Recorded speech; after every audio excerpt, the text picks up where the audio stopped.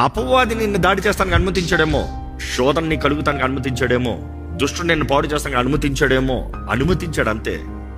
దేవుడు అలౌడ్ అన్న టైంలోనే వాడు చేసే కార్యాలకి, అపవాది చేసే కార్యాలకి ఎలాగ దాన్ని మేలుగా మార్చాలో plan is already done for God.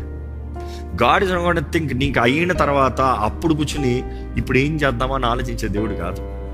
నీకేదో ఒక నష్టం కలిగిన తర్వాత, ఒక పోరాటం వచ్చిన తర్వాత, ఒక కష్టం వచ్చిన తర్వాత ఇప్పుడు దీన్ని మేలుగా ఎట్లా చేద్దామని కూర్చొని ఆలోచించాల్సిన అవసరం లేదు. ఎందుకంటే దేవుడు ఆది నుండే అంతం ఎరిగిన వాడంట.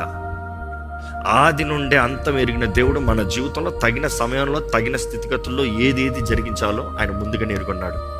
సో మిమ్మల్ని అడుగుతున్నానండి, మార్పు దేవుని ద్వారా మనకు అనుగ్రహించబడుతుంది. మార్పు నీకు నచ్చినా నచ్చకపోయినా దేవుడు అది మేలుకు మారుస్తాడు. మూడవది, దేవుని ఉద్దేశము మనం ఆయనకులాగా మారాలి, ఆయన చిత్తం నెరవేర్చబడాలి. సో మిమ్మల్ని అడుగుతున్నాను, సమర్పించుకోవడానికి సిద్ధమా? ఇక్కడ వాక్యంలో if you can see this words, Romans 8:28 మనకు తెలుసు.